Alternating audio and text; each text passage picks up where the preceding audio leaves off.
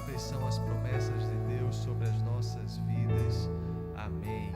Sejam todos e todas bem-vindos em nome do Senhor Jesus. Esperamos de coração que Deus fale ao seu coração nessa hora e que você esteja diante dele, disposto a entregar o que você tem de melhor, que é a sua vida, o seu culto e a sua devoção. A palavra de Deus diz e na verdade é um convite que o salmista faz: alegrei-me quando me disseram, vamos à casa do Senhor.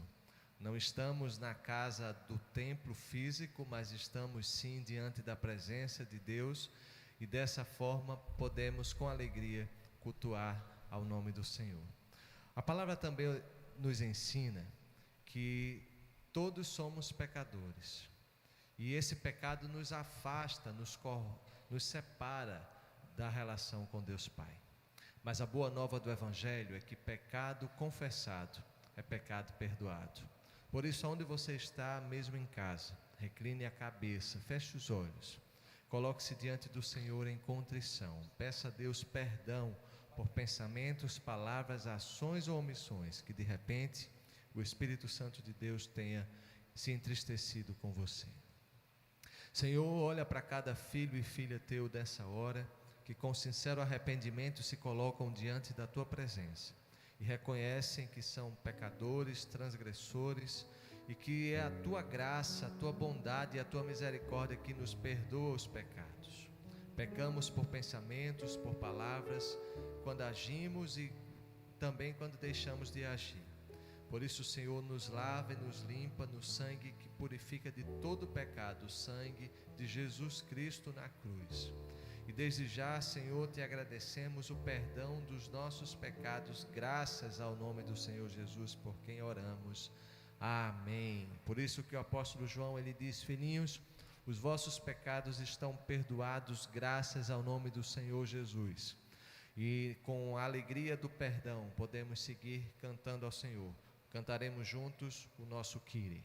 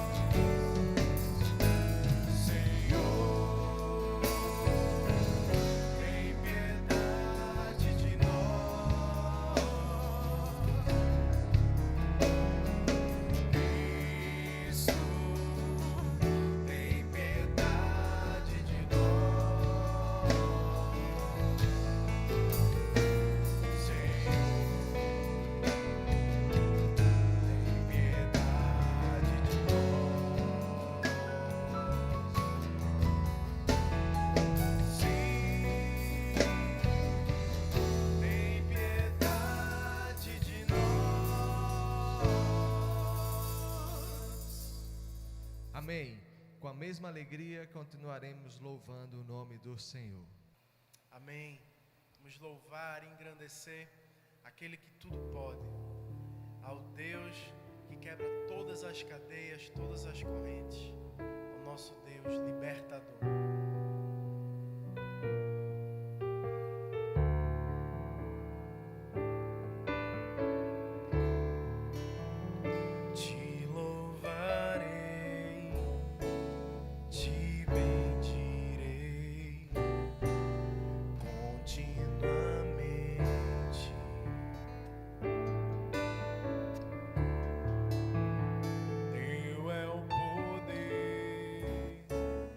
Teu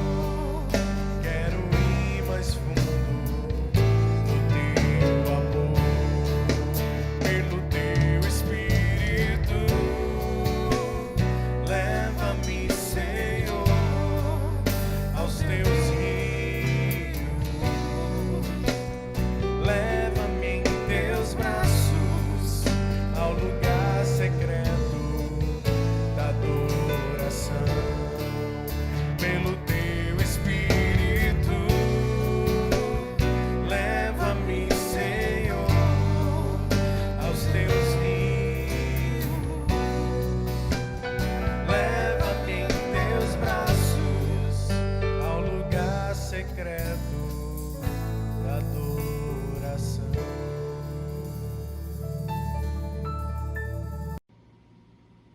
Queridos, continuamos vivendo todas as dificuldades desta época da pandemia do coronavírus, mas eu estava pensando e lembrando que as grandes dificuldades serviram para unir, para ajustar e para gerar comunhão na igreja do Senhor Jesus Cristo.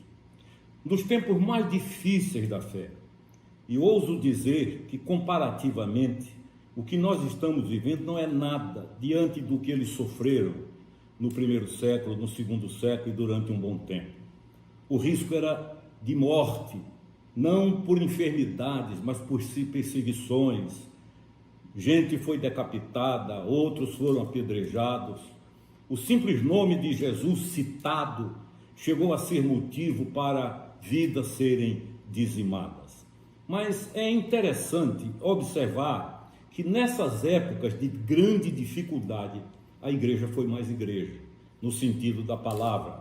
A comunhão tornou-se comunhão, koinonia. Não era apenas um ato litúrgico, como aquele que nós fazemos nos nossos cultos, mas eles passaram a olhar uns para os outros e socorreram-se mutuamente nas necessidades.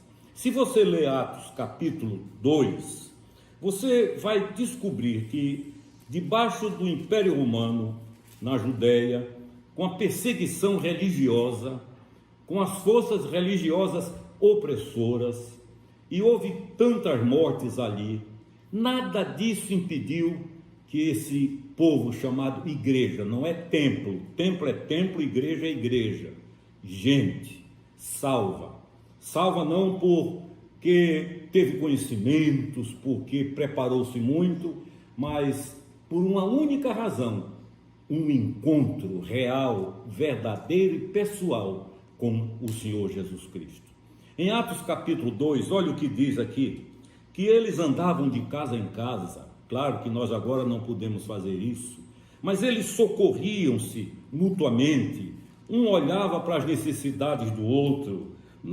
Olhe, os que aceitaram a palavra, diz a Bíblia, havia unanião, eles perseveravam na doutrina, eles em cada alma havia temor, na comunhão eles perseveravam, todos os que creram estavam juntos, não eram juntos em reuniões necessariamente, mas era a unidade do corpo de Cristo.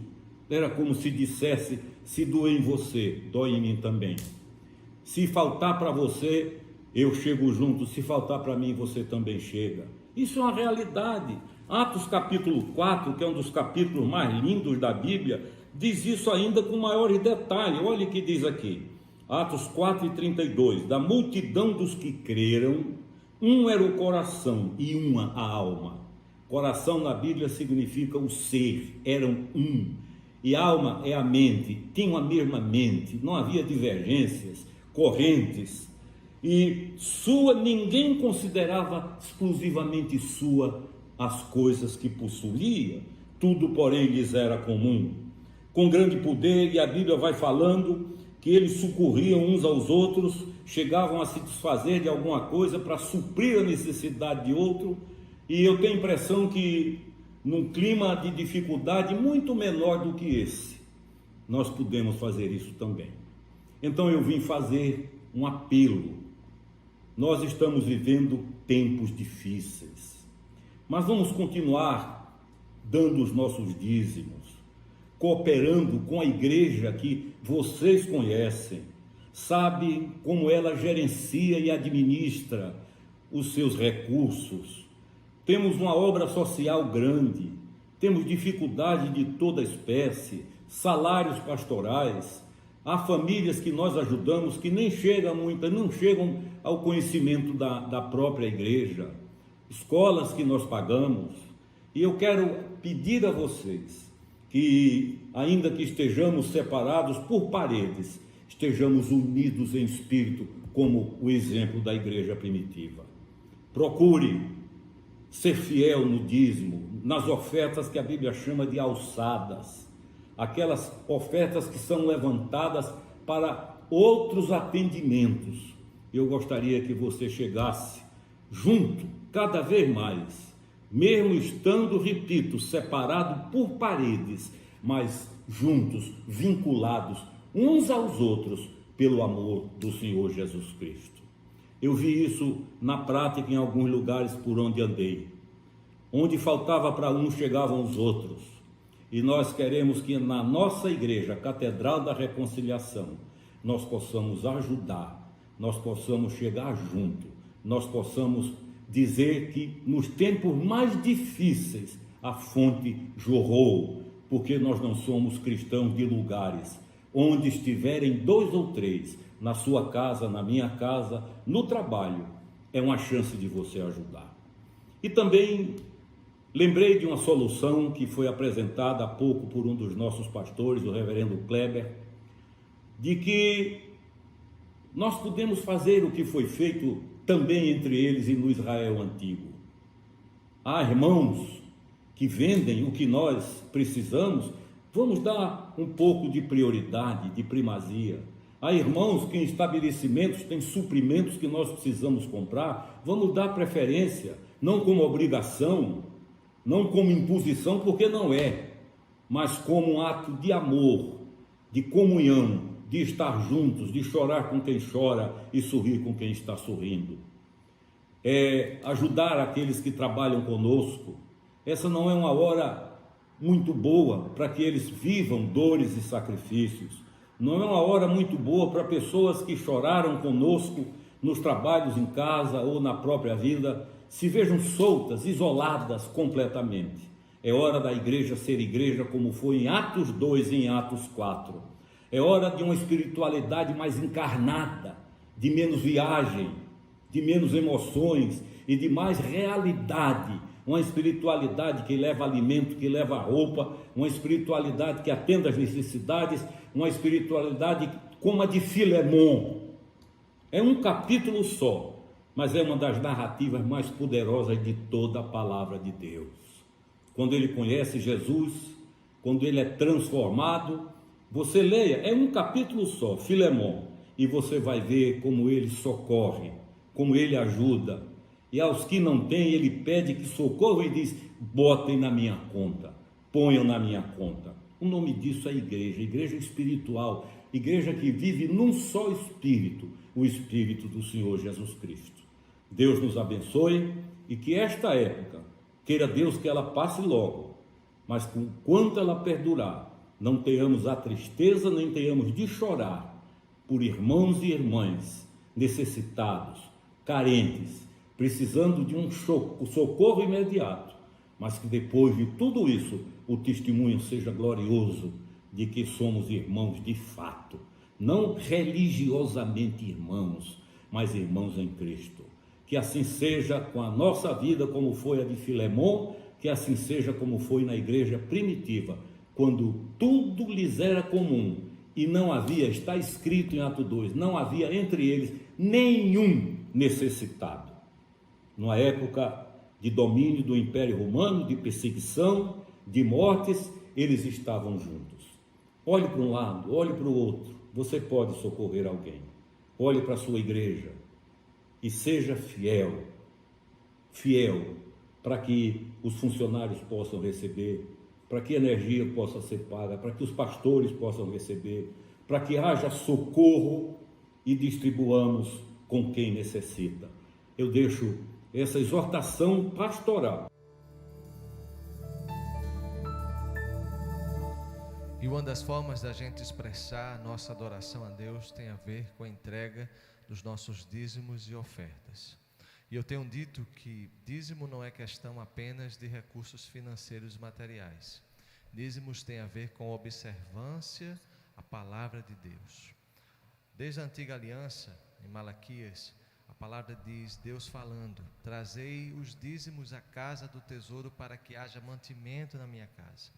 Depois fazei prova de mim, diz o Senhor dos Exércitos, e veja se eu não vou abrir as comportas dos céus e derramar sobre vós bênçãos sem medida. Convocamos aqueles que fazem parte como membros dessa catedral, aqueles que caminham conosco e sabem da seriedade que a gente administra os recursos dessa catedral, para chegar junto. As contas estão sendo disponibilizadas em sua tela, você pode fazer um depósito, uma transferência, porque não deixa de chegar os nossos compromissos, pagamentos dos nossos funcionários, conta de luz, conta de água, enfim, tudo. E graças a Deus, porque dependemos único e exclusivamente dessa entrega voluntária dos dízimos e ofertas de cada um de vocês, queridos irmãos e irmãs da Catedral da Reconciliação. A única coisa que também não cessou, apesar das atividades presenciais estarem encerradas temporariamente, é a nossa campanha do ar-condicionado. E a gente aproveita para reforçar que ainda há parcelas a serem pagas, que estão divididas no cartão de Carmen e do nosso bispo, o cartão pessoal deles. E a gente precisa, como comunidade, como igreja, honrar também esse compromisso. Então você pode falar diretamente com a própria Carmen, você pode falar com o nosso Mário Lessa, reverendo, diácono, que são os coordenadores responsáveis por essa campanha dos ar-condicionados. As máquinas já chegaram, estão aqui na lateral desse templo, logo mais serão instaladas, e tem o custo da instalação também, os suportes, enfim, não é? A mão de obra. Então chegue junto, como família, precisamos uns dos outros, e é a hora do socorro e da ajuda mútua uns com os outros. Vamos repetir juntos as palavras bíblicas do ofertório. Tudo vem de ti, Senhor, e do que é teu tu damos. Amém. Vamos mais uma vez louvar ao Senhor com alegria e dessa forma preparando o nosso espírito para o recebimento da palavra do Senhor.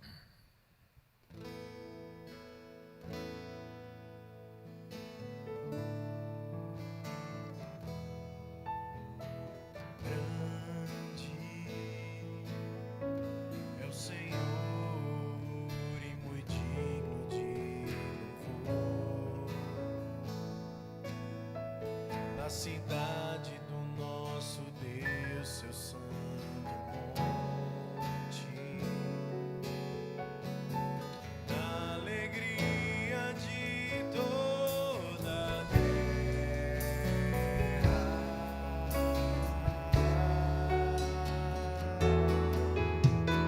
grande é o Senhor, em quem nós temos a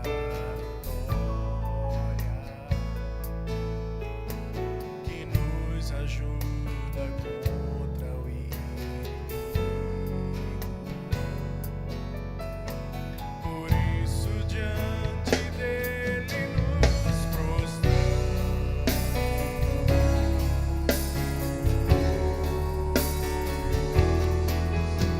Queremos o teu nome engrandecer e agradecer por tua obra em nossas vidas.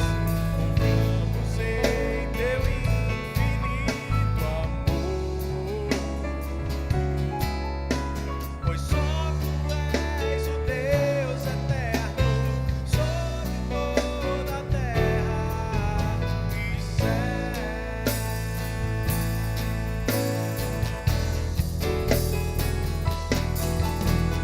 Queremos o teu nome engrandecer e agradecer-te por tua obra em nossas vidas. Confiamos em teu infinito amor, pois só tu és o Deus eterno sobre toda a terra e céu.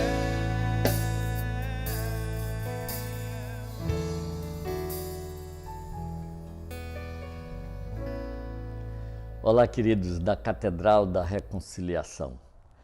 Para mim é uma honra, um privilégio e uma alegria muito grande poder compartilhar com vocês nesta manhã um pouco da Palavra de Deus e também uma oportunidade para expressar a minha gratidão a todo o apoio que esta igreja, através do seu bispo, nos tem dado aqui no nosso ministério na América. Muito obrigado, queridos, pelas ofertas, muito obrigado pelas palavras de incentivo, muito obrigado pelo carinho que sempre recebo de vocês. Espero que Deus me dê a graça de usar bem esta oportunidade como uma forma de dizer a vocês muito obrigado e como uma forma de dizer a Deus, louvado seja o nome do Senhor Jesus. Queridos, quero lhes falar de um lugar em Israel que toca muito o coração do vosso bispo, Dom Alexandre. Alexandre já compartilhou comigo que há 2 lugares lá em Israel que tocam o seu coração de um modo especial. Um deles é a casa de Caifás, onde Jesus foi julgado pela primeira vez, onde Jesus foi espancado pela primeira vez, cuspido e depois colocado num buraco que era a cela, que era o cárcere da casa de Caifás. Era um buraco no chão onde o condenado ou o acusado era descido por uma corda e lá deixado até que no dia seguinte fosse decidido a sua sorte. O outro lugar que toca muito o coração de Dom Alexandre e de todos que têm o privilégio de estarem lá é a tumba de José de Arimateia. Sim, porque a tumba nunca foi de Jesus. Aquela tumba sempre foi de José de Arimateia. Jesus a usou por empréstimo. Não chegaram a ser 72 horas e a devolveu do jeito que a recebeu. Aquela tumba, queridos, desde o domingo da ressurreição, prega uma mensagem, grita, na verdade, uma mensagem. Ele não está aqui, ele ressuscitou.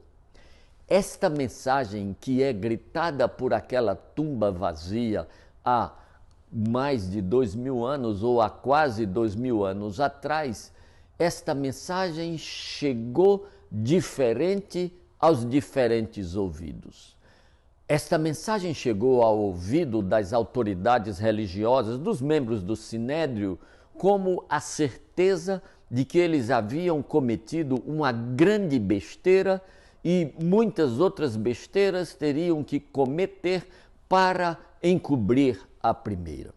Esta mensagem chegou aos ouvidos de Maria, a mãe do Salvador, como a esperança de ter de volta em casa o seu filho, ou que sobrara dele, depois dos açoites, depois dos cravos, depois da coroa de espinhos e da cruz. Mas ela não chegou a recebê-lo.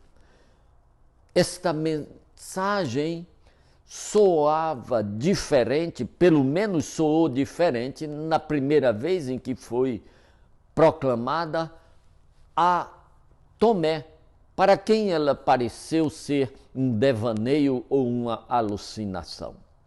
Mas imagino que esta mensagem foi particularmente difícil de ser escutada pelos ouvidos do apóstolo Pedro. Porque a mensagem de que Jesus estava vivo era a certeza para Pedro de que aquilo que se passara no anonimato, lá ao redor de um braseiro, no pátio de Caifás, seria agora de conhecimento público, pelo menos de conhecimento do colégio apostólico. Ele, Pedro, a coluna daquele colégio, o líder daquele colégio, fracassara de maneira rematada, se acovardara por 3 vezes diante de uma empregada, negara o mestre, na verdade jurara não o conhecer e até chegar a usar impropérios, palavrões, para tornar mais eloquente a sua negativa. Desde aquela noite, quando o galo cantou e o mestre para ele olhou, Pedro saiu arrasado. E saber que o mestre estava vivo era a certeza de uma confrontação. O eu não disse, o promete não fazer de novo, o eu sabia que isso tudo haveria de lhe ser dito.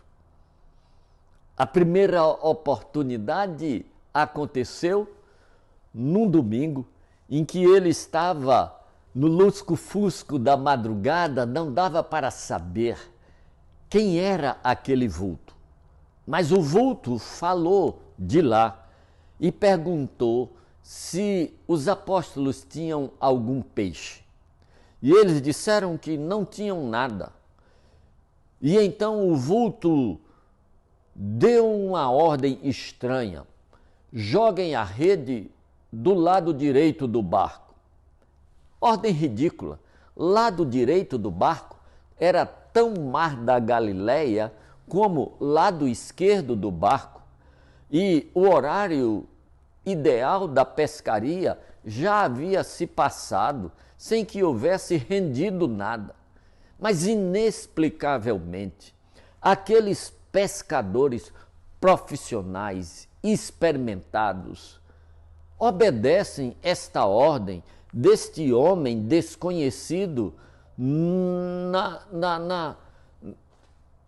no cinzento da madrugada. E eles jogam a rede do lado direito do barco. E para surpresa deles, não de quem está na praia, mas deles, a rede se enche. Serão 153 grandes peixes.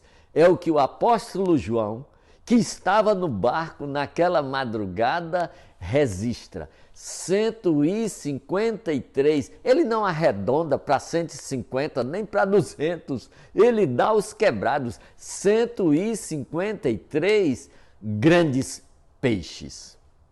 E na hora que aquilo acontece, João diz: é o mestre. A sua mente viajou no tempo até o primeiro encontro que ele tivera com Jesus.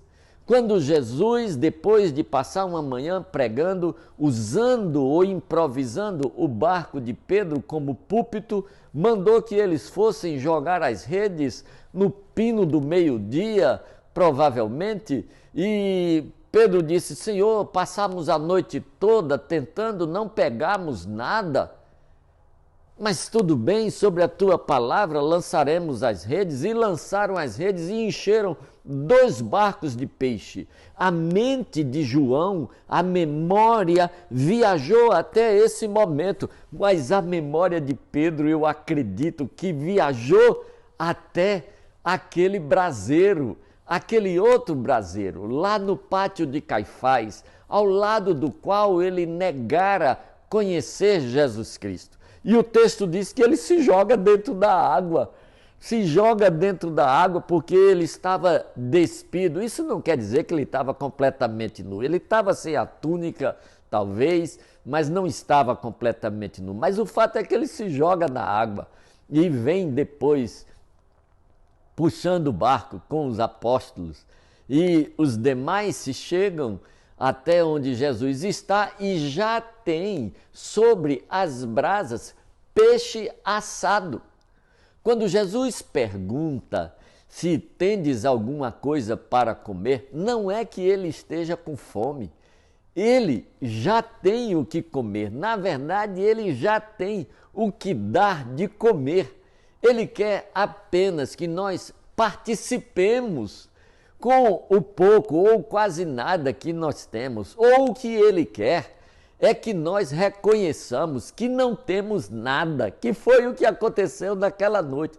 Nós não pegamos nada. Muitas vezes o que Deus quer é que nós assumamos a nossa incapacidade, assumamos a nossa necessidade, que percamos a pose, que deixemos de lado a vaidade e a soberba e digamos para Ele: Senhor, eu não tenho, eu não posso, eu não sei, eu não sou, mas Tu tens tudo, Tu podes tudo, Tu és tudo, Tu sabes tudo. E o encontro do eu não posso com eu posso tudo dá no que deu, dá numa maravilha.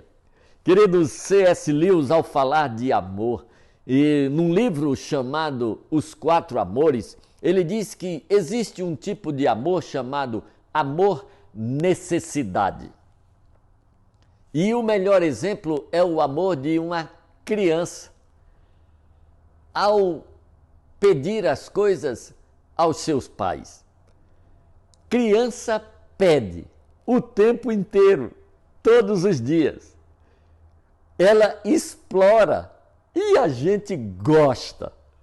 Nós jamais admitiríamos que ela fosse pedir ao vizinho. Nós queremos que ela peça a nós mesmos.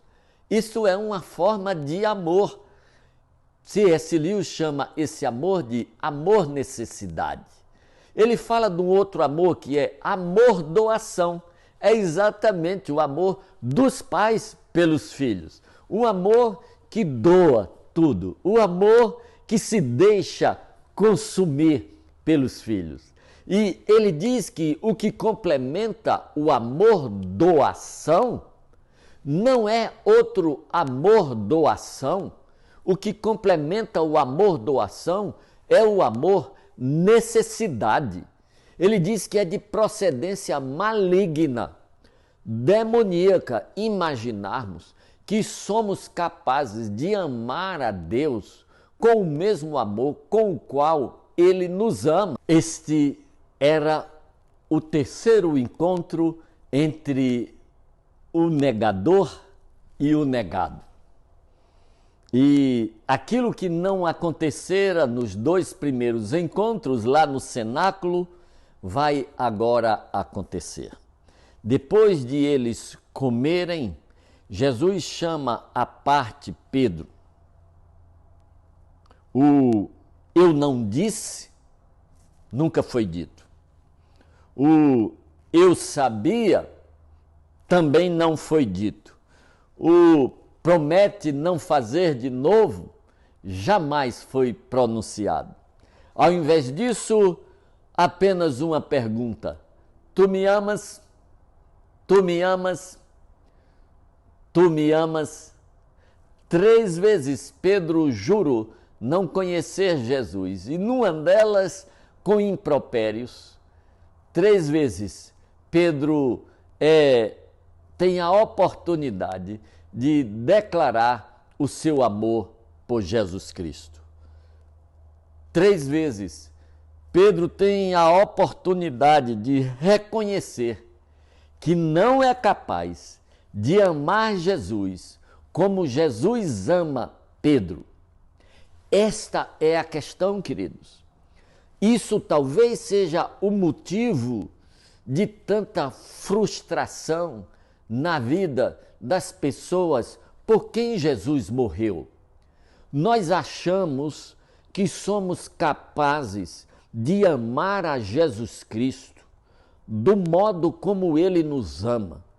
Algumas pessoas têm a ingenuidade de imaginarem que são capazes de serem fiéis a Jesus Cristo como Jesus nos é fiel. Isto foi a causa do fracasso de Pedro.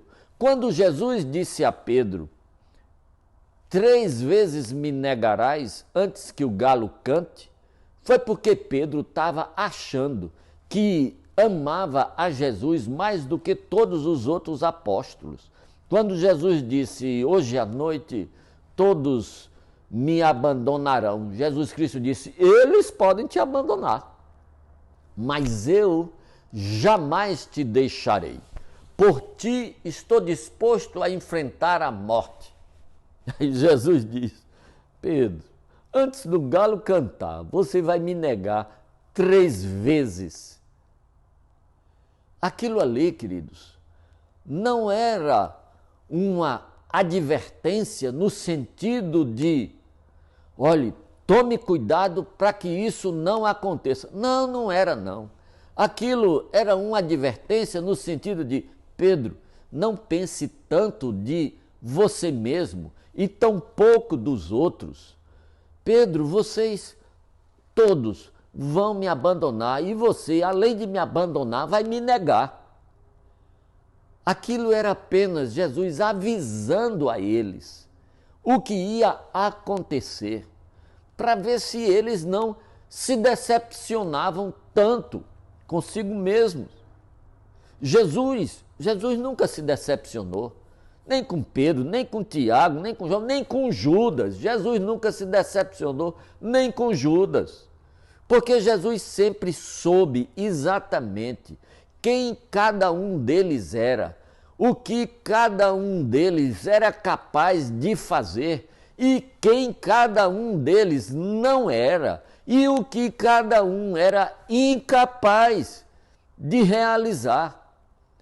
Deus não nos ama se nós fizermos isso, se nós deixarmos de fazer aquilo, se nós formos assim, se nós formos assados. Deus nos ama, ponto final. O texto diz que Ele nos amou antes da fundação do mundo. Ele nos amou quando nós éramos ainda pecadores. Jesus não morreu na cruz por crentes. Jesus morreu na cruz por uma humanidade incrédula. Jesus morreu na cruz pela mesma humanidade que gritaria, crucifica-o, crucifica-o. Jesus morreu na cruz pela humanidade que teceria uma coroa de espinhos e colocaria na sua cabeça. Jesus morreu na cruz pelo homem que segurou o martelo e enterrou os cravos na sua mão. Jesus morreu na cruz pelo homem que segurou o chicote e arrancou a sua pele.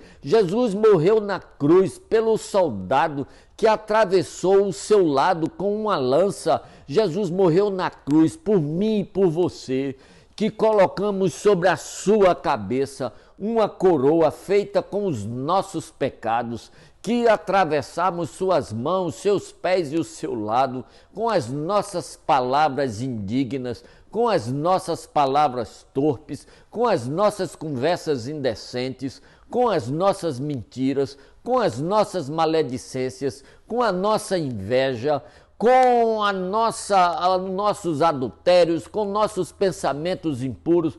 Tudo isso traspassou o coração de Jesus Cristo, tudo isso ofendeu a sua santidade. E Jesus, sabendo que nós éramos assim, ainda assim decidiu morrer por nós. E Deus, sabendo quem nós éramos, ainda assim decidiu dar Jesus para morrer por nós. Esse é um tipo de amor que nós não temos. E aí, querido, você quer entregar o seu amor meia boca ou quase nada, todo a Jesus? Você quer amá-lo com toda a força do teu coração, com todo o teu entendimento? É isso que está dito na palavra de Deus. Amarás o Senhor teu Deus com toda a tua força, com todo o teu coração e de todo o teu entendimento. É do teu, não é do de Deus. Você nunca amará a Deus com o amor que Deus tem por você.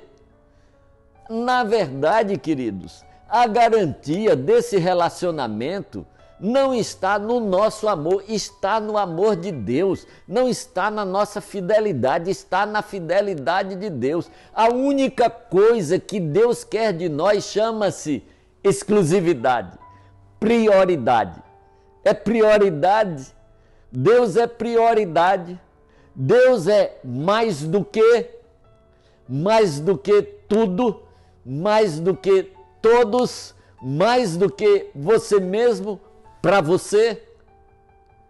O seu desejo é agradar a Deus acima de agradar qualquer pessoa, inclusive as pessoas que você ama, inclusive seu marido, sua esposa, seus filhos. Você quer amar a Deus mais do que todas as pessoas. Você quer amar a Deus mais do que você ama o seu trabalho. Você quer amar a Deus mais do que você ama o seu lazer. Atenção, agora, você quer amar a Deus mais do que você ama a você mesmo. Jesus Cristo vai dizer: tudo bem, eu quero, é pouco, para mim basta. Porque Ele já tem amor sobrando, Ele já tem fidelidade sobrando. Ele é a força desta relação. E aí, 3 vezes, Pedro havia desistido de Jesus. 3 vezes, Jesus devolve para Pedro o seu ministério. 3 vezes, Jesus declara a Pedro: apacenta o meu rebanho, apacenta as minhas ovelhas, apacenta os meus cordeiros. Pedro não acreditava em Pedro, e com razão, porque quando ele acreditou deu errado. Mas agora que Pedro não acredita mais em Pedro, Jesus diz: eu acredito em Pedro. Neste Pedro que sabe que não é, que não tem, que não pode, neste Pedro eu acredito, porque neste Pedro eu vou encher com o que eu sei, o que eu posso e o que eu tenho. Eu vou encher Pedro de mim. E você quer ser cheio por Jesus, de Jesus, para Jesus? Louvado seja o nome de Jesus. O amor é pequeno, mas se for por inteiro, Ele quer dar para o gasto. Deus te abençoe.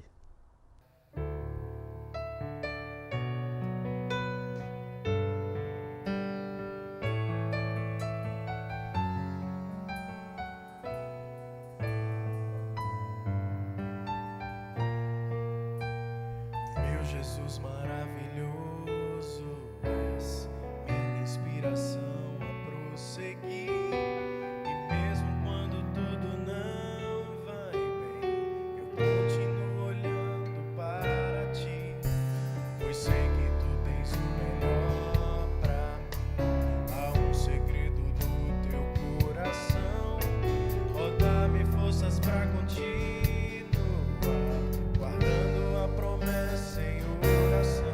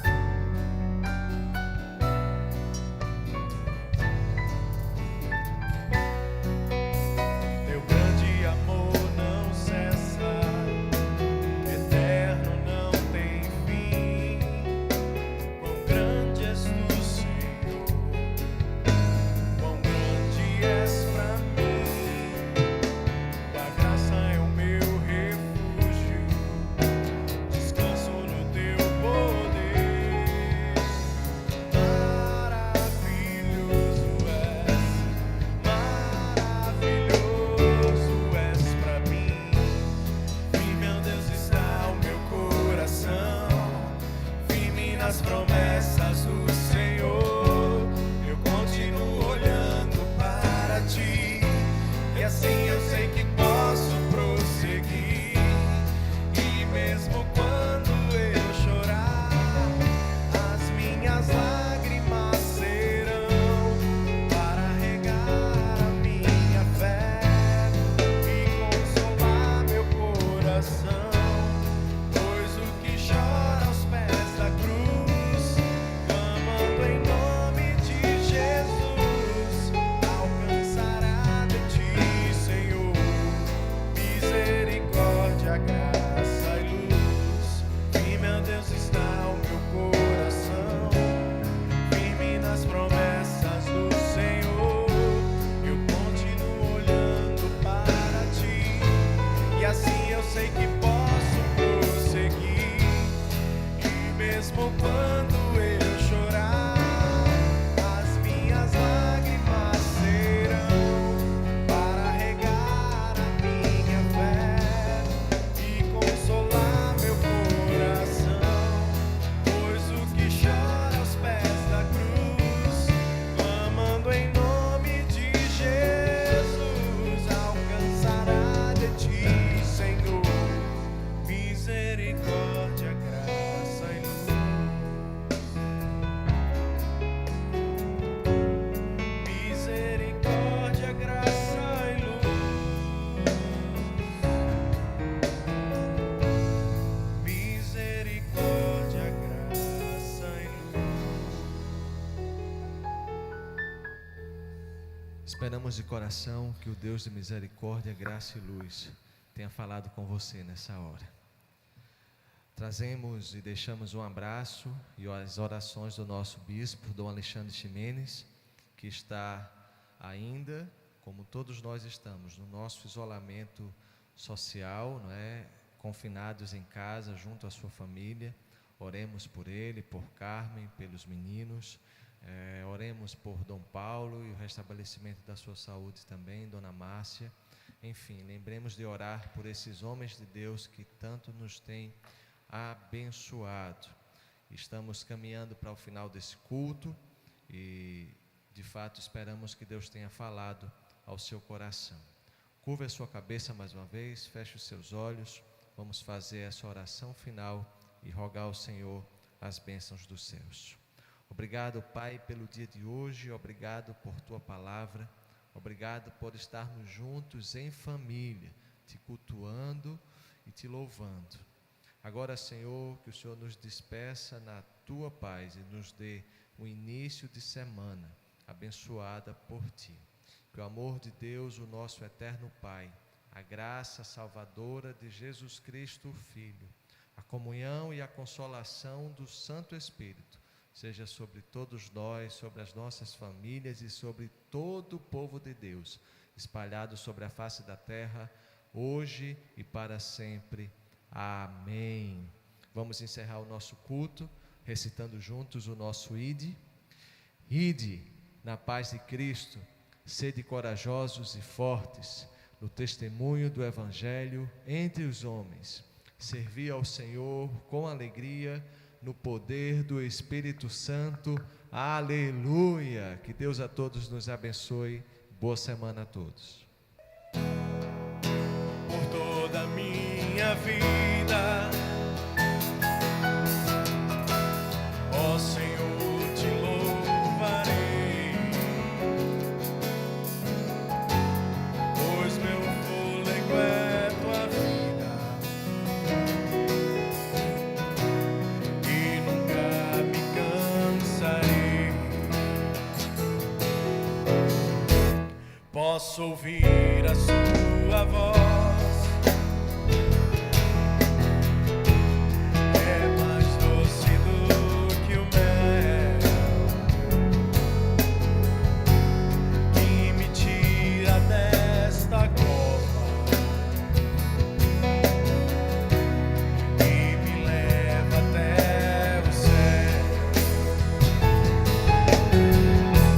já vi fogo e terremoto,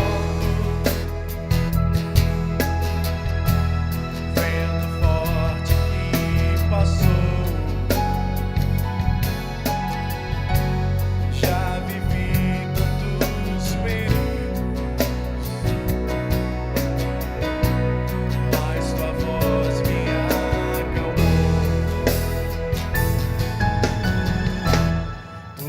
is all